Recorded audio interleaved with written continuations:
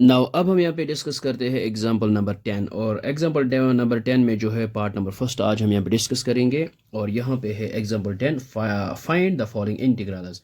और ये हमारे पास integral of x plus 2 divide by 2x² plus 6x plus 5 dx।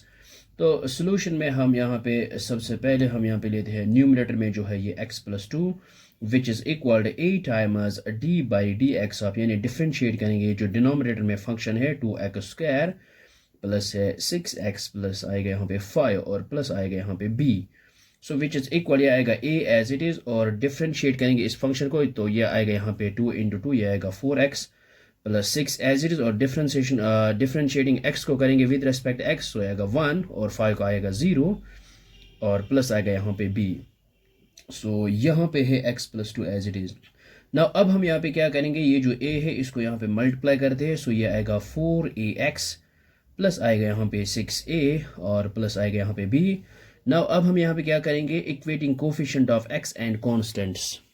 सो ये हमने यहाँ पे लिखा है equating coefficients of x and constants और यहाँ पे जो है 4a x का कोफिशिएंट है 4a और यहाँ पे है x का कोफिशिएंट यहाँ पे 1। सो a इज इक्वल आएगा यहाँ पे 1/4। सो a का वैल्यू आया है हमारे पास 1/4 और ये है constant 6a plus b which is equal यहाँ पे है 2। सो 6 एज इट इज और a की जगह a का वैल्यू पुट करेंगे -1/4 प्लस आएगा b which is equal to 2।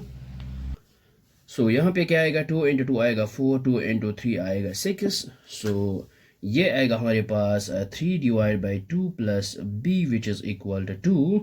So b is equal to 2 इस 3/2 को यहाँ पे ट्रांसपोज करते सो ये आएगा -3/2। सो यहाँ पे रखते हैं 1 और क्रॉस मल्टीप्लिकेशन करेंगे 2 इंटू 2 आएगा 4 4 माइनस 3 आएगा 1 डिवाइड बाई 2। सो ये आएगा 1/2। b का वैल्यू आया है 1/2।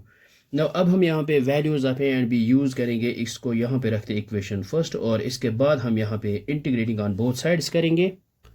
सो ये हमने यहाँ पे लिखा using values of A and B in equation first then taking integrals on both side. So ये आएगा इंटीग्रल ऑफ यहाँ पे x प्लस 2 और डिवाइड बाय है ये जो है ऊपर न्यूमरेटर में 2x² plus 6x plus 5।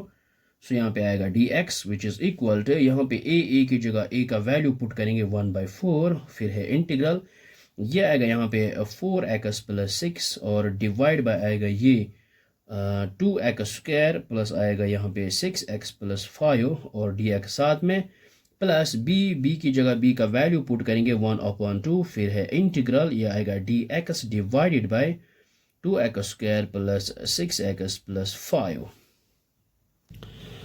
No अब हम यहाँ पे क्या करें ये जो है इसको इंटीग्रल i से रिप्रेजेंट करेंगे और विच इज़ इक्वल ये है 1 डिवाइड बाई 4 और यहाँ पे रखते हैं i1 प्लस 1 डिवाइड बाई 2 इसको रखते हैं i2। नाउ अब हम यहाँ पे क्या करेंगे यहाँ पे i1 लेते हैं। सो ये हमने यहाँ पे लिया है i1 which is equal to integral of 4x plus 6 divide by 2x² plus 6x plus 5 dx। तो अगर हम यहाँ पे देखेंगे डिनोमिनेटर में फंक्शन है और इसका डेरिवेटिव है ऊपर न्यूमरेटर में तो यहाँ पे हम पुट भी कर सकते हैं 2x² plus 6x plus 5 equal to t फिर डिफ्रेंशिएट करेंगे और इसका सोल्यूशन फाइंड आउट करेंगे। लेकिन हम यहाँ पे यूज़ करेंगे एक स्टैंडर्ड रिजल्ट वो होता है integral of f dash of x divided by f of x dx। ये आता है लॉग ऑफ फंक्शन के बराबर। मीनस अगर हमारे पास डिनोमिनेटर में फंक्शन है और इसका डेरिवेटिव है न्यूमरेटर में तो हम यहाँ पे लिख सकते हैं लॉग ऑफ फंक्शन। तो अगर हम यहाँ पे देखेंगे ये जो डिनोमिनेटर में अगर हम इसको डिफ्रेंशिएट करेंगे ये आएगा 4x ये जो है न्यूमरेटर में ऑलरेडी प्लस इसको डिफ्रेंशिएट करेंगे आएगा 6 और 5 इज कॉन्स्टेंट ये आएगा 0। मीनस इसका डेरिवेटिव है न्यूमरेटर में तो हम यहाँ पे लिख सकते हैं which is equal to i1 log of function है हमारे पास 2x² plus 6x plus 5 plus यहाँ पे लिखेंगे c1। तो अब हम यहाँ पे लेते हैं i2।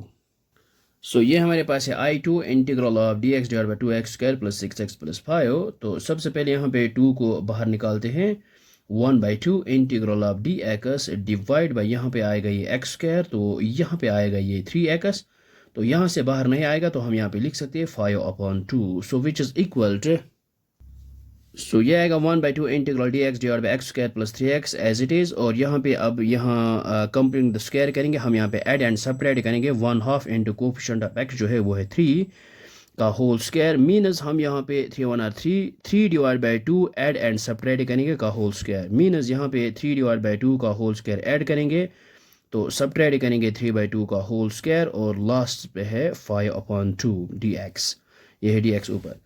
So which is equal to ये आएगा यहाँ पे 1/2 एज इट इज़ और integral of dx divided by यहाँ से लेकर यहाँ तक आएगा a plus B whole square minus x plus 3/2 का होल स्क्वायर और फिर यहाँ पे प्लस 3 स्क्वायर आएगा यहाँ पे 9 डिवाइड बाई 4 प्लस आएगा यहाँ पे 5/2 विच इज़ इक्वल यहाँ पे क्या है, यहाँ पे 4 डिनोमिनेटर में, यहाँ पे 2 है तो यहाँ पे 2 ऊपर और नीचे भी मल्टीप्लाई करेंगे यहाँ पे।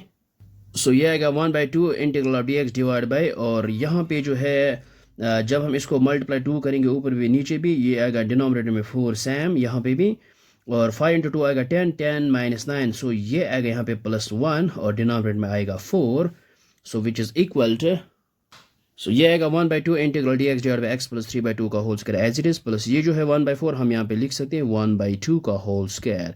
नो अब हम यहाँ पे स्टैंडर्ड रिजल्ट यूज़ करेंगे।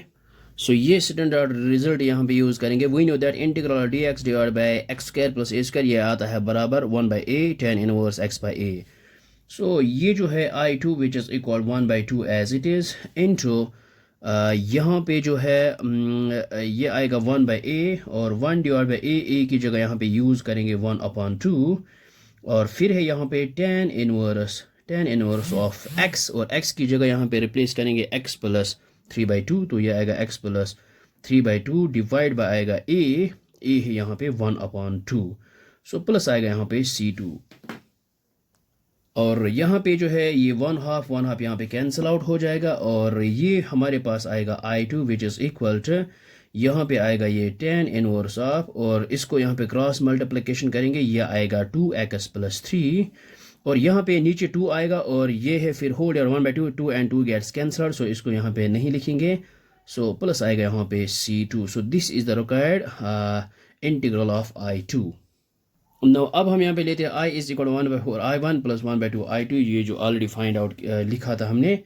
सो I as it is which is equal 1/4 और I1 जो है जो हमने यहाँ पे ऑलरेडी फाइंड आउट किया है वो है log ऑफ ये 2x square plus 6x plus 5 और फिर है प्लस 1/2 इंटू I2 है यहाँ पे tan inverse of 2x plus 3 और प्लस लिखेंगे c where c is equal to C1 ये C1 plus C2। So I hope आपको ये समझ में आया होगा, ये बहुत ही आसान है। So thanks for watching this video.